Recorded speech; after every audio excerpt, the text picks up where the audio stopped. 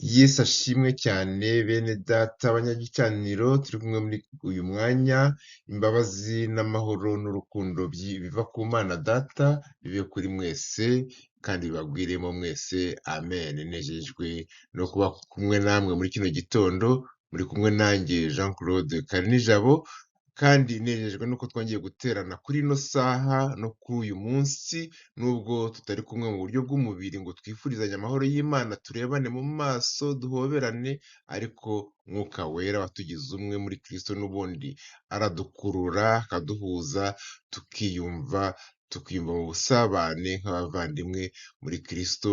Imana ishimwe cyane.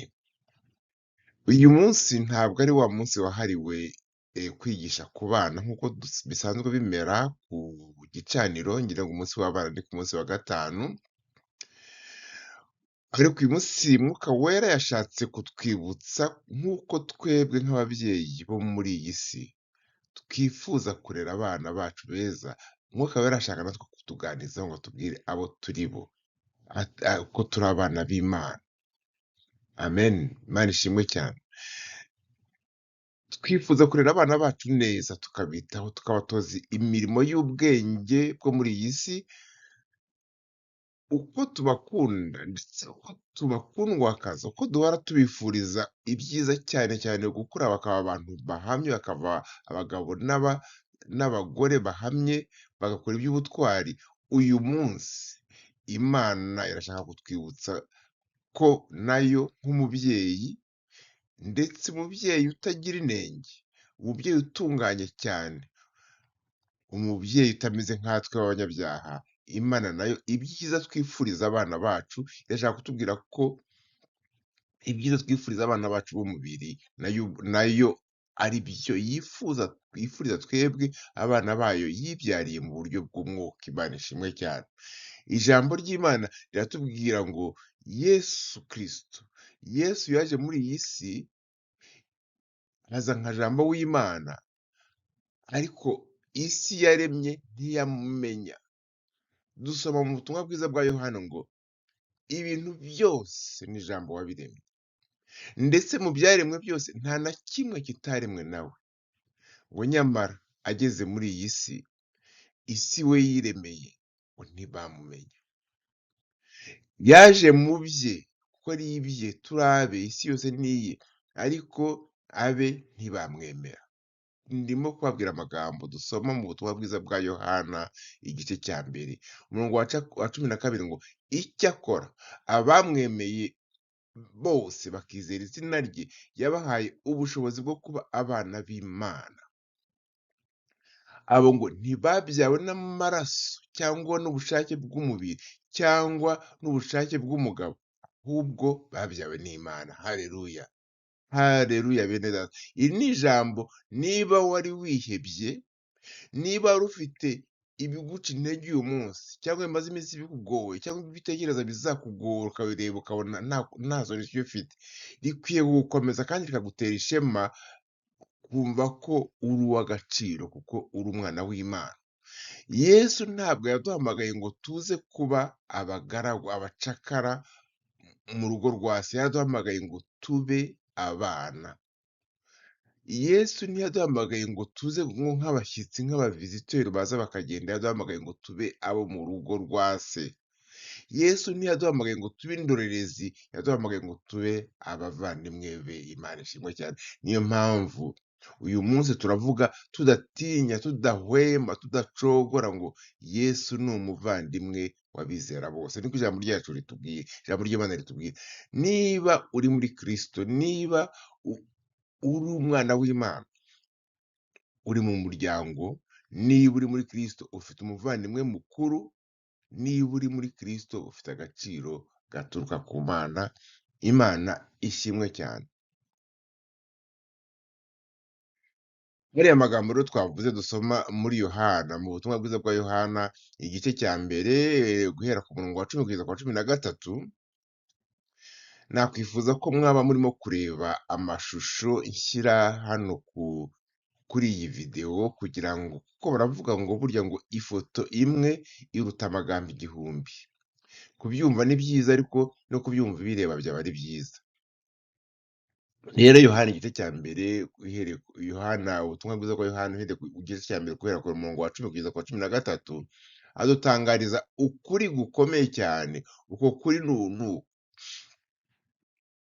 burya iyo ugiye hanze ukajya mu isoko, ukagenda mu muhanda, ukareba imbaga y'abantu, iyo ugenda mu nzira, iyo wicaye muri bisi cyangwa uri mu ndege, ahantu uri hose iyo uraranganije amaso ukabona abantu, uba ubona abantu b'ubwoko bubiri gusa.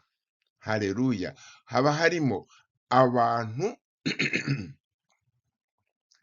abantu bose ari ababayeho, burya abantu bose ari ababayeho, ari abariho, ari n'abazazuka uhereye none kugeza Yesu agarutse, bose barabanza bakavuka, sibyo se? Barabanza bakavuka kuri papa wabo na mama wabo, bakavuka ku bw'umubiri. Ntago baba bashatse kuvuka.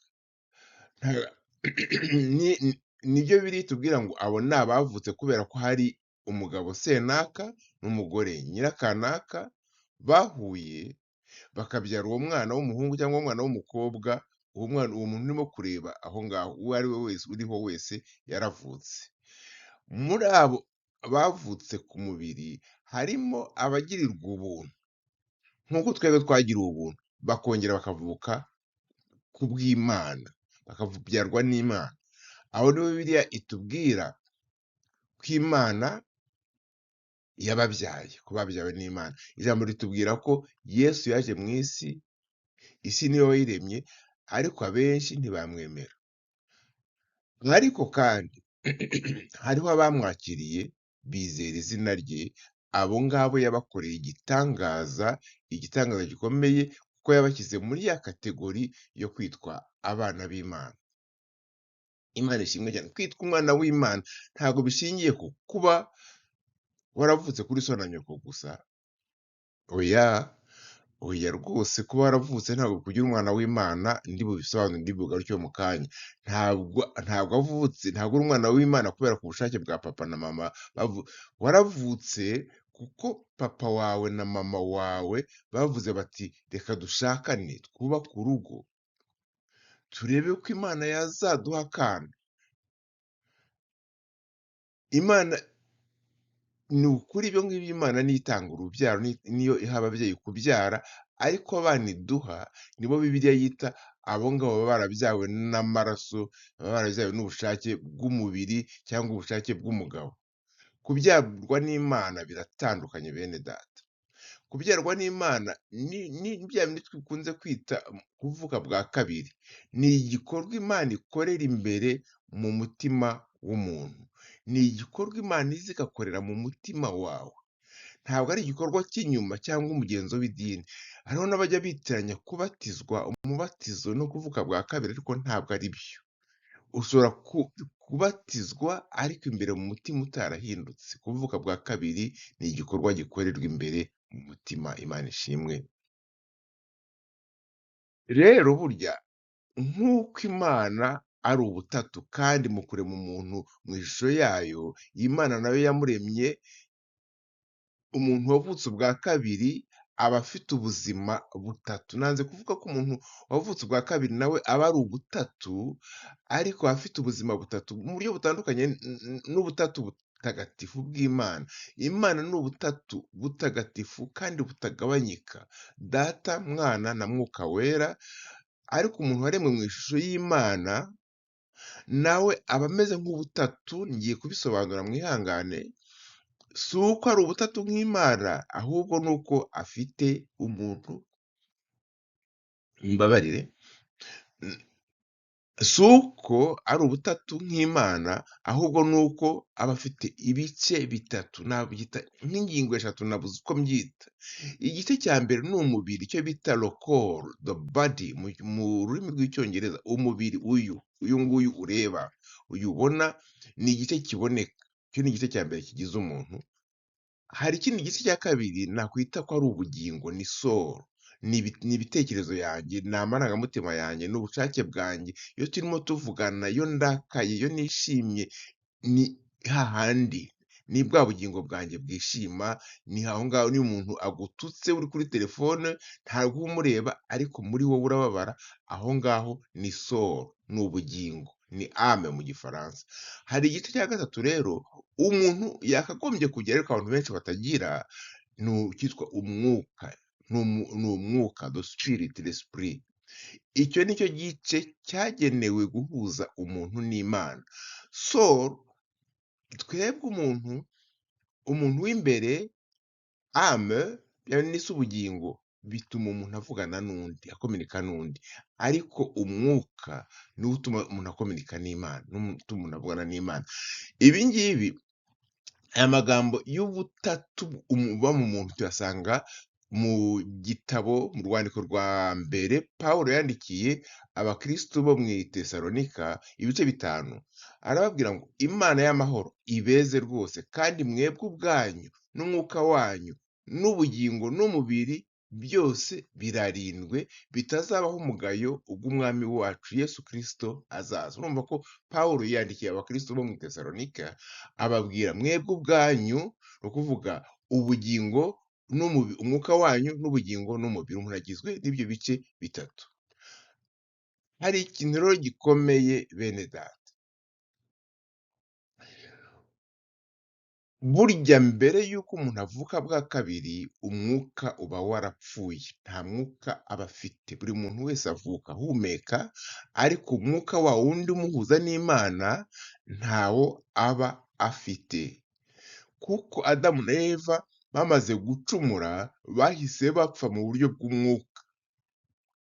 Amen.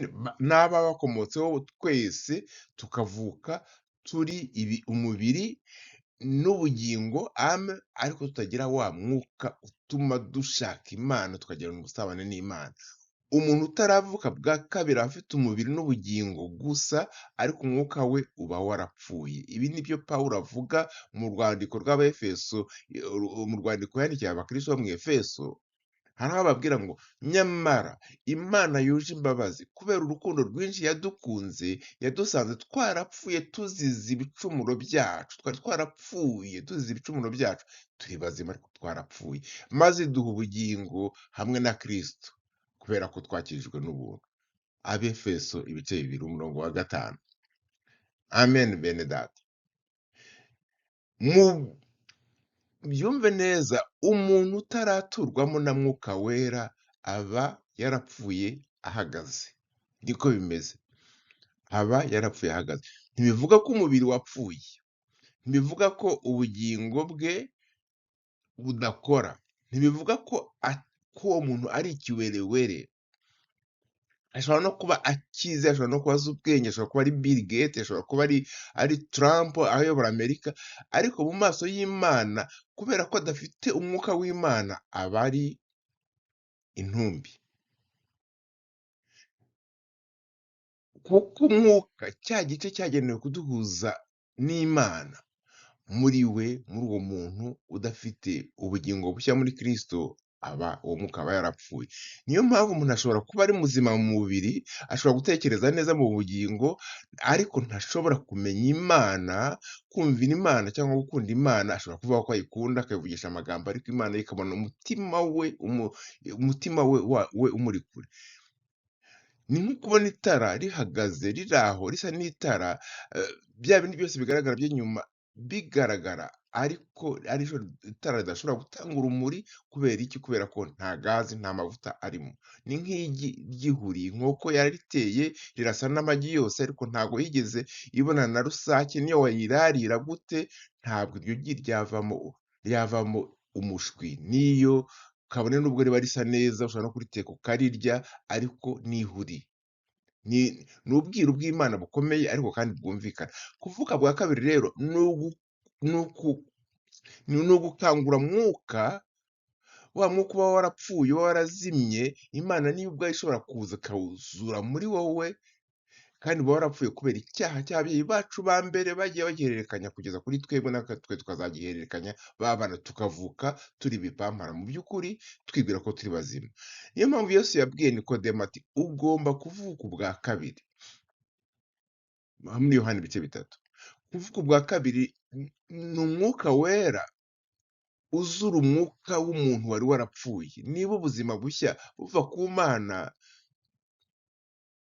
ni uko bwa buzima bushya buraza bukakujyamo, bukagaruka mu muntu, noneho bigatuma wa muntu agaruka mu muryango w'Imana.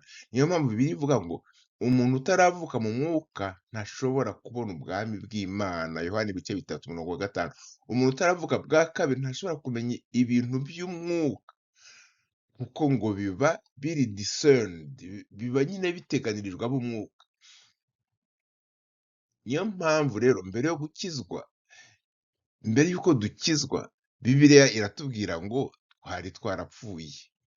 Iyo Bibiliya ivuga ngo mwari mwarapfuye, ntabwo ivuga ko umubiri, ntabwo ivuga urupfu rw'umubiri ko baduhambye tukagenda badushyinguye, oya, iba ivuga urupfu rw'umwuka, kubera ko nta mibanire n'Imana tuba dufite, nta kumva iby'Imana dushobora kugira, nta bushobozi bwo kumvira Imana, nta buzima bw'Imana muri twe.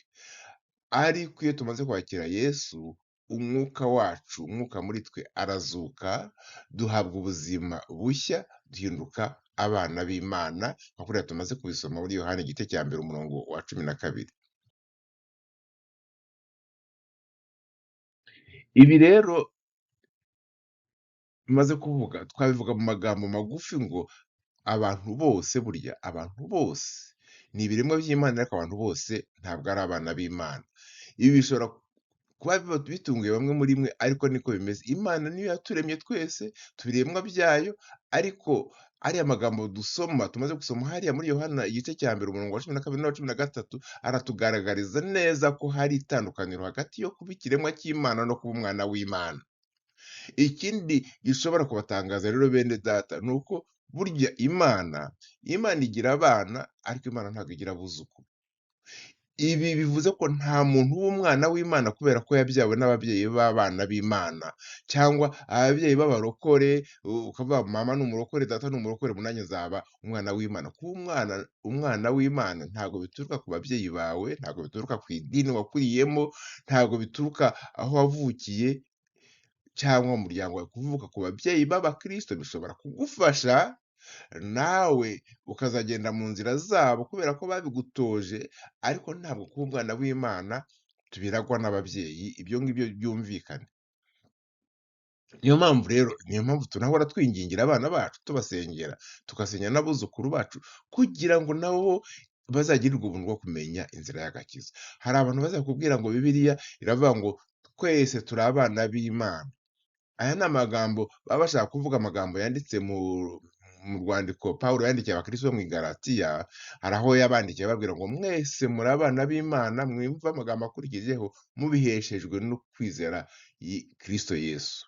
Abagalatiya ibice 3 umurongo wa 26 ngo mwese muri abana b'Imana, mubiheshejwe no kwizera Kristo Yesu. Murabyumva rero ko hari amagambo akomeye abantu bavuga bakayitirira Bibiliya, ariko bakayavuga igice, iryo jambo riherukaho ntibarishyireho. Imana ishimwe cyane. Ijambo ry'Imana rero ntabwo ritwereka Imana yacu nk'umuremyi gusa, kuko mu mirongo myinshi ya Bibiliya, ndagerageza nyinyuremo, wenda Imana yigereranya nk'ababyeyi bacu bo mu isi, uko ababyeyi bacu batugirira neza, uko ababyeyi bacu badukunda, uko badukosora, uko baduhumuriza. N'Imana nayo niko imeze, ariko itwereka ko nayo ibikora, ariko ikabikora nka wa mubyeyi udakora nk'ab'isi, umubyeyi uhebuje mu rukundo, uhebuje mu buhanga. Imana ishimwe cyane. Nicyo gituma tugera mu butumwa bwiza bwa Luka, ahantu Luka atubwira ngo mwa babyeyi mwe, ninde muri mwe waha umwana w'inzoka igihe amusabye ifi, cyangwa se akamuha scorpion, indi Bibiliya ivuga ikamuha ingonokera igihe amusabye igi. None se ko muzi guha abana banyu ibyiza kandi muri babi, so uri mu ijuru ntazarushaho guha Umwuka Wera bawumusabye? Imana irigereranya n'ababyeyi. Muratanga, ariko njyewe nzi gutanga ibyiza kubarusha. Mu Baheburayo ho Imana yigereranya n'ababyeyi bacu bo mu isi mu kudukosora no kuturera. Hariya hatubwira ngo mu Baheburayo ibice 12 hari aho ijambo ry'Imana ritubwira ibyerekeye gukosorwa, guhanwa, ngo mwibagiwe ya magambo ba ku kubakomeza. Mwongeyeho amagambo yo kubakomeza, Imana yababwiye nk'ubwira abana bayo iti: "Mwana wanjye ntugasuzugure igihano Uwiteka ahana, kandi ntucibwe intege nuko agucyashye. Kuko Uwiteka akunda aramucyaha, uwo nguwo acyaha uwo yemera wese ko ari umwana we, niwe acishaho umunyafu." Niko Bibiliya yandika. Nimwihanganira ibihano, muba mugaragaje ko muri abana b'Imana, mbese ni mwana ki udahanwa na se? Rero ibi murumva ko Imana nayo iratubwira ko ihana abana bayo nk'uko ababyeyi nabo iyo ukunda umwana wawe uramuhana. Hari n'ahandi Imana yigereranya n'umubyeyi w'umugabo, hari n'aho yegeranya n'umubyeyi w'umugore. Muzabona ahantu Imana yegeranya n'umubyeyi w'umugore ngira ngo ni muri Yesaya ibice 49 ivuga ngo, mbese umugore yakwibagirwa umwana yonsa, ntababarire uwo yibyariye? Ariko cyokora ngo ashobora kumwibagirwa, ariko njye sinzamwibagirwa. Nta rukundo bene data, nta rukundo rukomeye kurusha rw'umubyeyi, cyane cyane umubyeyi w'umugore akunda umwana we. Ariko urukundo rw'Imana rurahebuje, kuko Imana iravuga iti umubyeyi w'umugore ashobora kwibagirwa umwana we. Hariho ababyeyi b'abagore bagiye babibagirwa. Hariho imigani twagiye twumva, umubyeyi wenda ngo akagenda akajya ahantu mu buvumo, mu rutare, agasangayo zahabu, bakamubwira bati ugire vuba ariko urutare ntibwikinge, akayoragura ya mabuye y'agaciro, yageraho akabona ahetse umwana, akamujishura akamuterekaho, ndetse akumva n'ijwi rimubwira ati utware amabuye, ariko rero ntiwibagirwe ikiruta ikindi. Noneho ngo we akibwira ko ikiruta ikindi ari irindi buye riri aho ngaho, nawe yateretse umwana hasi, bigeze aramubwira gira vuba ngiye gufunga. Umubyeyi arayora, agiye kugenda asanga umwana yamwibagiriwe mu rutare. Ni umugani baca, ntabwo ari ibintu byabayeho, ariko Imana iratubwira ngo urukundo mbakunda ruruta urwo ababyeyi ba mama banyu bashobora kubakunda, kuko umumama ashobora kwibagirwa umwana we, ariko njyewe sinshobora kubibagirwa. Imana rero ikomeza kwigereranya n'ababyeyi bacu bo mu isi. Ibi byose rero bene data nibyo biduha kwizera cyane, bituma abizera Kristo noneho tukitwa abavandimwe ba Kristo. Ibi byose nibyo bituma tugira ishema rikomeye, icyubahiro gikomeye cyo kwitwa abavandimwe, spiritual siblings ba Kristo. Aha niho bibera byiza, aha ngaha niho binezereza. Yesu Kristo yabwiye Mariya Magdalena bavuye kuri avuye kumureba kuri cya gituro, avuye kuhamushakira Yesu yazutse, aramubwira ati mwitinya, niko yabwiye ba bagore baje kumureba, mwitinya ahubwo mugende mubwire abavandimwe banjye, yavugaga intumwa ze, bajye mu Galilaya ariho bazambonera. Amaze kuzuka yita intumwa ngo ni abavandimwe be, ntabwo yavugaga abavandimwe be kuri basangiye mama. Nyuma yo kuzuka Yesu ntabwo yabise abigishwa, ntabwo yabise babandi tujya tugenda, ntabwo yabise bamwe bankurikira. Kubw'umusaraba no kuzuka, umwami wacu yatwinjije mu muryango w'Imana. Yesu ni umuvandimwe w'abizera. Ijambo ry'Imana riratubwira ngo abo yamenye kera twebwe, ngo yabatoranirije kera gushushanya ishusho y'umwana wayo, kugira ngo abe imfura muri bene se benshi. Abo ni mu gitabo cy'Abaroma 8. Yesu ni umuvandimwe mukuru, natwe turi abavandimwe be kubw'umwuka, kubwo kuvuka bwa kabiri. Imana ishimwe cyane. Haleluya, haleluya. Hari rero ikintu ngomba kuvuga, nubwo bimeze gutyo rero bene data, ni umunezero mwinshi. Turi abana b'umwami utwara abami bose, ni umutware utwara abatware, kandi noneho umwami wacu Yesu Kristo akaba n'umwana w'Imana. Haleluya. Tumaze kubona ko ari n'umwami wacu, ariko ni n'umuvandimwe wacu mu muryango w'Imana. Imana rero ifite abana benshi bari mu mwana wayo w'ikinege, akaba umwana bahuje ubumana, noneho umwana akaba yaratuzanye akaduhuza na se, natwe tukaba abana b'Imana. Ntabwo rero Imana ishobora kutureka ngo tube abantu bakura bahabwa ibyo bifuje n'irari ryabo ryose, batigishwa kwihangana no kumenya gutekereza no gukosorwa, ngo batunganywe, ngo kugira ngo kwizera kwabo gukomere ndetse bagende barusha mu gukura kwabo bashushanywe n'ishusho y'Umwana wayo. Niyo mpamvu mesaje y'uyu munsi nayise ngo Imana ntabwo irera abana bayo bajeyi. Sinzi niba muzi ijambo bajeyi icyo ari cyo, sinzi abo mu Burundi bazi niba bazi ijambo bajeyi icyo ari cyo, abakomoka mu Burundi niba ari ijambo ariko ni ukurera umwana warezwe bajeyi ni wa mwana warereshejwe ciraha, ihorere mama, yakora akantu gato bakajya kumubyutsa, ntamenye kwibyutsa, yaba yaguye naguye agataka ngo baze bamugandura, ntamenye kwibyutsa, wa mwana batamika kandi yashobora kwitamika, ni wa mwana mbese ni bajeyi, abona icyo ashatse, akakora icyo ashatse, icyo adashatse ntagikore. Imana ishimwe cyane. Imana ntabwo irera abana bayo, ntabwo ishaka ko twebwe dukura turi ba bajeyi. Niryo somo ry'uyu munsi nabanje gusasira ariya magambo yose tumaze kumva. Twumve ayo magambo dusoma mu rwandiko rwa Yakobo umuvandimwe wa Kristo ku bw'umubiri, Yakobo igice cya mbere ahera ku murongo wa 2 avuga ngo bene data, igihe mugezweho n'ibigeragezo by'uburyo bwose mujye mubyishimira, mumenye ko iyo ukwizera Imana kwanyu kugeragejwe bibatera kwihangana, mureke ukwihangana kurangiza umurimo wako kugira ngo mube indakemwa mushyitse ntacyo mubuze.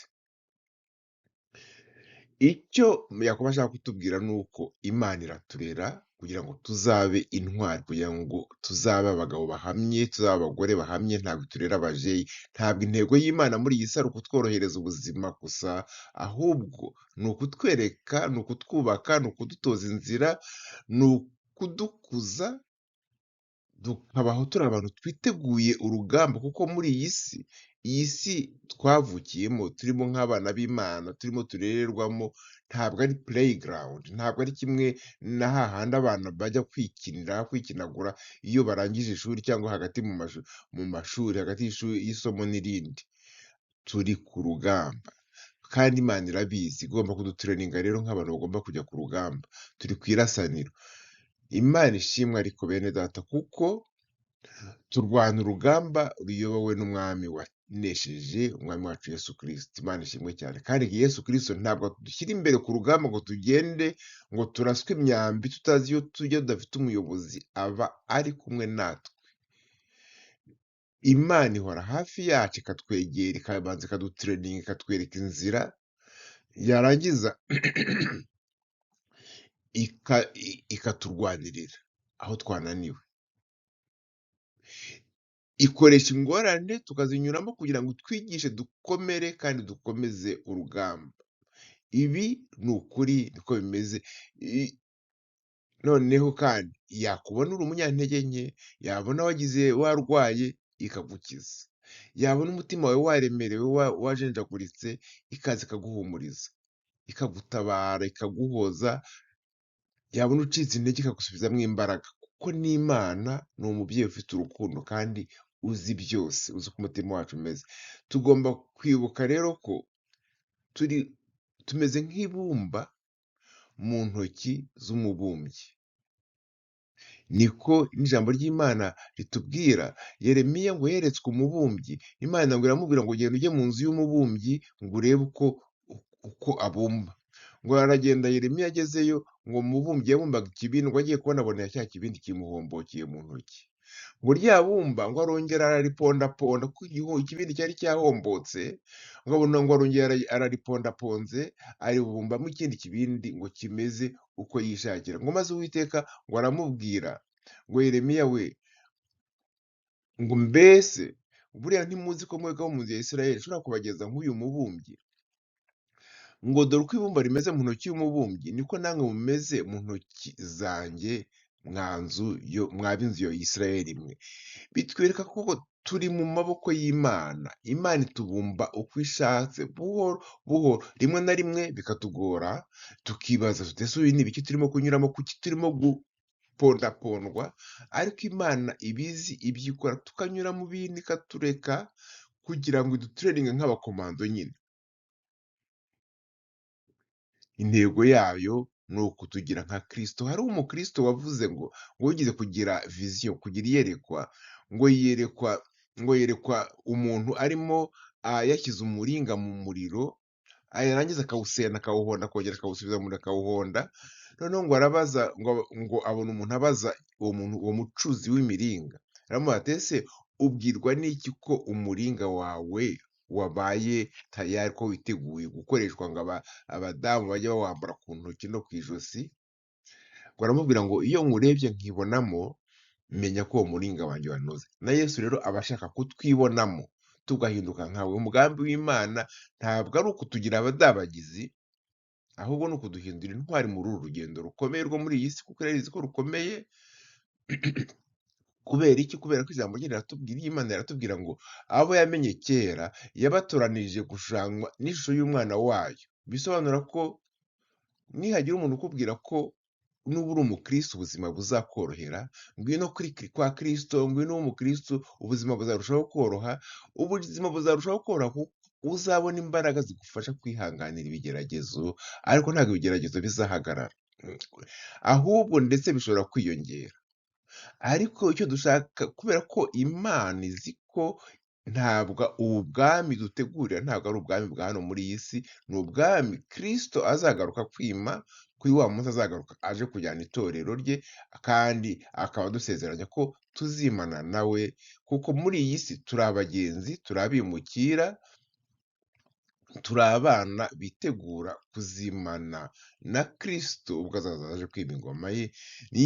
Niyo mpamvu Uwiteka akoresha ingorane, agakoresha ibigeragezo, agakoresha n'ibihe bikomeye kugira ngo adutoze kwihanganira muri iyi si ya none, isi iruhije.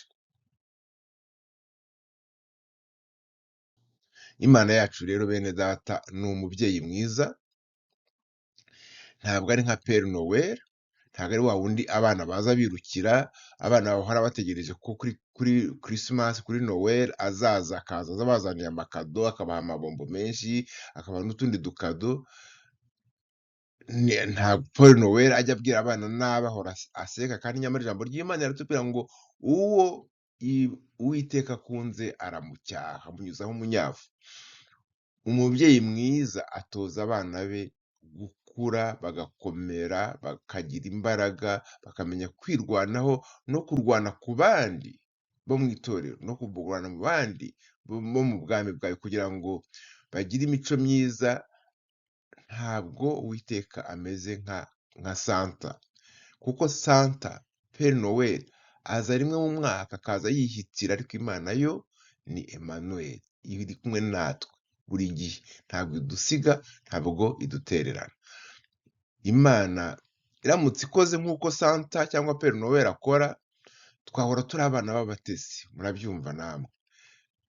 Kuko Père Noël aha abana icyo bashaka, ni nka wa mubyeyi w'umukire ariko uzi ubwenge. Ntabwo uko umwana afite amafaranga yose, afite ubushobozi bwose, ashobora kumugurira imodoka, ariko umwana afite imyaka 17 ati papa ngurira imodoka. Umubyeyi ufite gushishoza areba umwana we uko yitwara, uko asanze yitwara, akavuga ati uyu mwana nimugurira imodoka sinzongera kumubona, azajya ataha ijoro, wenda azajya mu nzoga na bagenzi be, imodoka ishobora no kumuhitana. Niba ashaka kujya kureba bagenzi be, dore igare ngiririya, akamuha igare.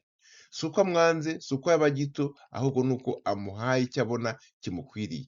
Dusaba ibyo twumva dushaka, ariko umubyeyi wacu Imana Data ikaduha ibyo yo ibona ko dukeneye. Imana ishimwe cyane.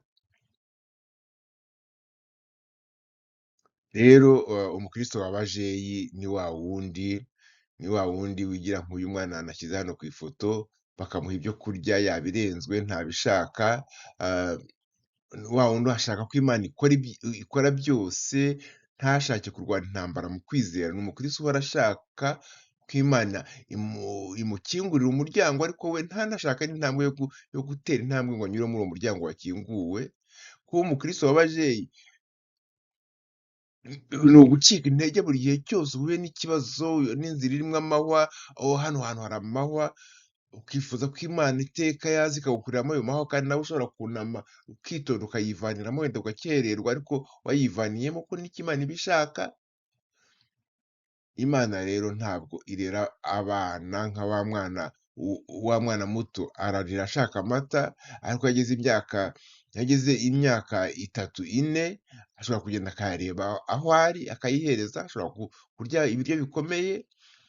Imana ishaka ko twitegura kugira ngo tube muri iyi si, tubwire Imana tuti: "Mana Data, nanjye ndi hano, ndumva nkomeye, ndi hano Mwami, ntuma mu bwami bwawe, ntuma mu ruzabibu rwawe."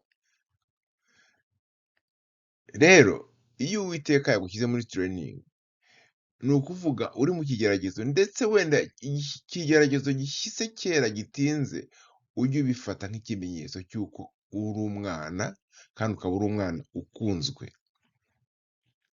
Ibyo ni ibiguhamiriza ko Imana irimo kugutegurira misiyo.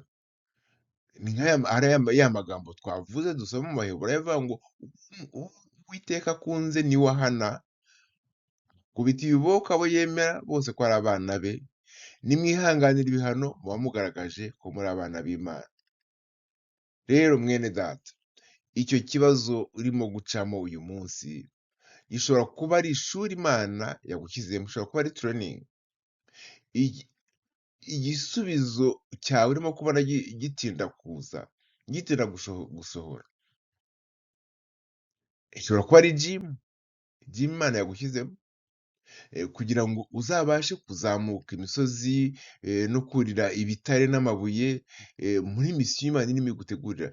N'ibyo bindi byose mwene data ubona birimo kukubabaza, ubu bishobora kuba ari uburyo bw'Imana yabonye bwo kugufasha kugira ngo ugire icyo nakwita maturité. Maturité sinzi ko twayita mu rurimi rw'Icyongereza, maturité cyangwa se mu rurimi rwacu, kugufasha ku rugero rwisumbuyeho kugira ngo uce akenge.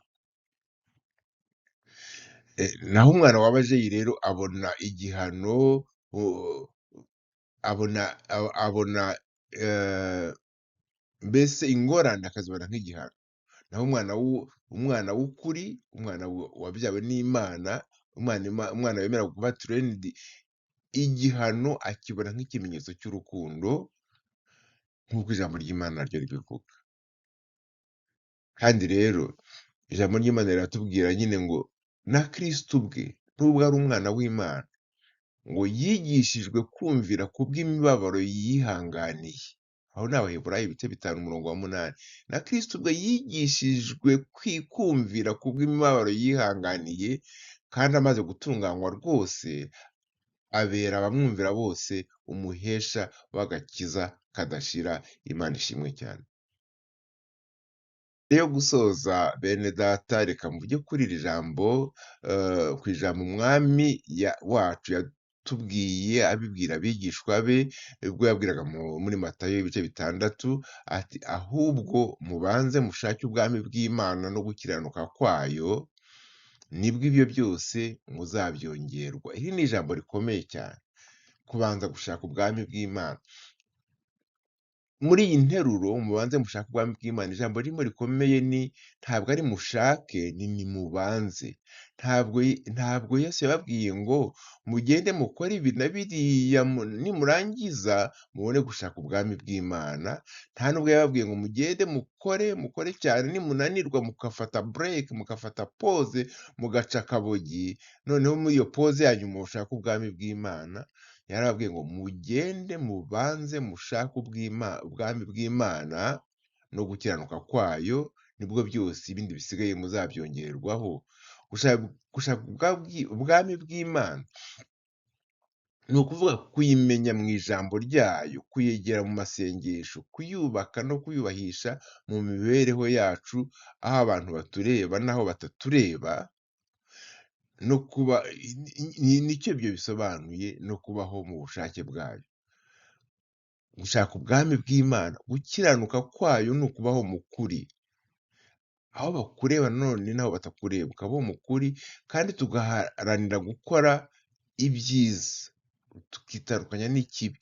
Yesu atwibutsa ko tutagomba kubaho twiruka inyuma y'ibintu byo muri iyi si kuko birashira pe! Murabizi imodoka nshyashya urayigura, nyuma y'imyaka 2 ukaba utayimenya ko ikiri nshyashya. Inzu uyubaka ari nshyashya irashashagirana ukayinjiramo, ariko ibyo muri iyi si byose bivaho bigasaza. Tukifuza ibindi kandi. Rero ntabwo tugomba kubaho bene ubwo buzima, iyo dushyize Imana imbere, tuba dushyize ubuzima bwacu ku rufatiro rukomeye rwo Kristo kandi tugatangira kubakaho ubuzima bufite icyerekezo n'amahoro. Imana ishimwe cyane. Reka mbisobanure nkoresheje uru rugero. Ni urugero, umumama iyo agiye ku isoko, cyane cyane iwacu muri Afurika, akagenda akavuga ati ndashaka aka kadobo, kugura akadobo k'intoryi cyangwa k'itomati. Kenshi baramubwira bati nugura, mumbabarire, bati nugura izi tomati, aka kadobo kose turakongeza. Nugatwara kose turakongeza itomati 3. Nugura kari kadobo gatoya turakongeza urutomati rumwe. Ntabwo rero umuntu ajya mu isoko ngo agende avuge ngo nimumpe inyongezo. Oya, ntabwo, nta kintu wigeze ugura ntabwo baguha inyongezo. Nta mucuruzi waguha inyongezo kandi nta kintu waguze. Ariko umucuruzi arakubwira ati twara kariya kadobo karinganiye k'itomati, ndakongeza itomati zindi 3. Twara kariya gatoya cyane, ndakongeza urutomati rumwe. Ni nako bimeze mu gushaka ubwami bw'Imana bene data. Abana b'Imana nyakuri babanza gushaka ubwami bw'Imana, bakabona ibindi byose nyuma bikabibona nk'inyongera, kuko naho abarizwe bajeyi bashaka kubona inyongezo n'iby'ibanze batabiguze. Imana rero bene data, icyo Imana ishaka kutubwira ni iki muri ubu butumwa bw'uyu munsi? Imana irashaka kutubwira ko ni Imana iradukunda, ni Imana Data, ni isoko y'imigisha, ni isoko y'ibyiza byose, ariko ntabwo ishaka kurera abana ba bajeyi. Ishaka kurera abana bazavamo abantu bakuru b'intwari. Kuba umwana w'Imana ntabwo ari ukwishimisha gusa, si no kwiruka inyuma y'ibitangaza cyangwa inyuma y'ubuzima bworoshye, ahubwo ni ukwemera inzira yo gukura, ukaba umugabo uhamye wa Kristo, ukaba umugore uhamye wa Kristo.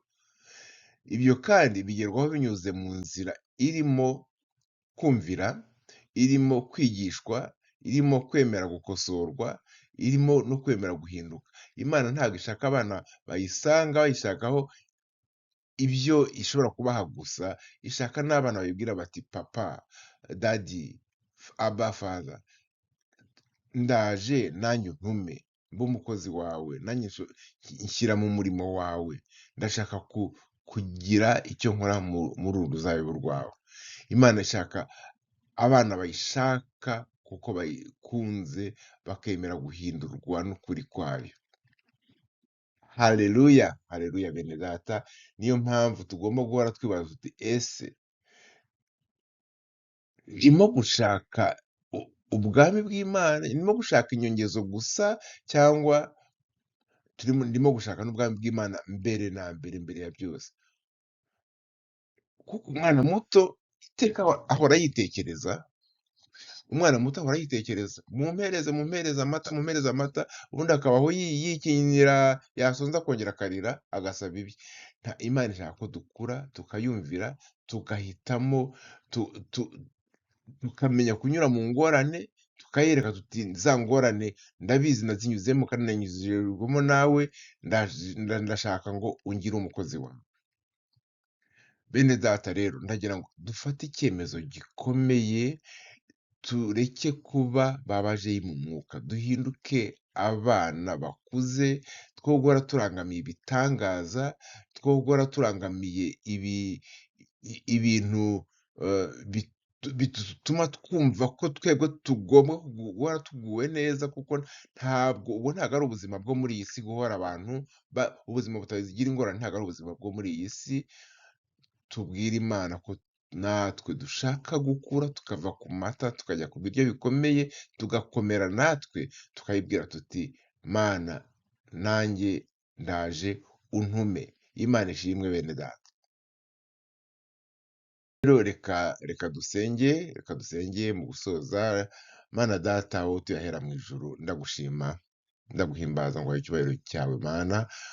Ndagushima kubw'ijambo ryawe, ndagushima ko wabanye nanjye mwami, aho ntasobanuye neza uhasobanure. Ndagushimira ko ntabwo waduhamagaye kugira ngo tube abana bashaka inyongera gusa, ahubwo waduhamagaye no kuba abana bakura bakagera mu kigero gikwiriye, bakamenya kukumvira no kugendera mu bushake bwawe. Mwami utubabarire aho twagiye dushyira imbere ibyo dushaka kuri wowe gusa kuruta uko wowe tugushyira imbere. Mwami aho twagiye dushaka imigisha kurusha uko tugushaka, uduhindurire imitima, uduhe inyota yo kugushaka mbere ya byose Mwami, uduhe gushaka kugukunda no gushaka gukiranuka kwawe, maze Mana data uduhe imbaraga zo guhitamo inzira yawe buri munsi. Haleluya. N'iyo nzira yaba igoranye, udufashe kwemera kwigishwa, gukosorwa no gukura mu kwizera, kugira ngo tube abana bakuze mu mwuka, bagushimisha Mana. Urakoze kugira neza Mana, urakoze gukiranuka. Ndagusaba ibi byose mu izina ry'Umwami wacu Yesu Kristo. Amen, amen.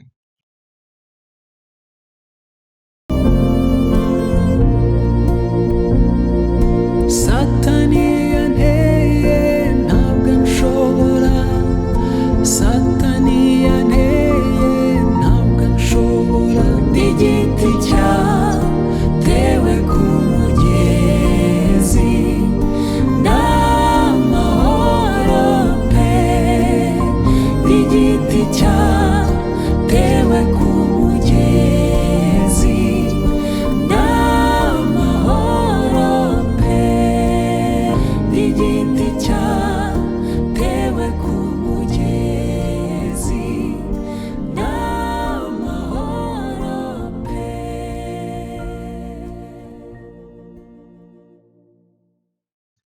Amen, amen. Shalom, shalom bene data, naho ubutaha.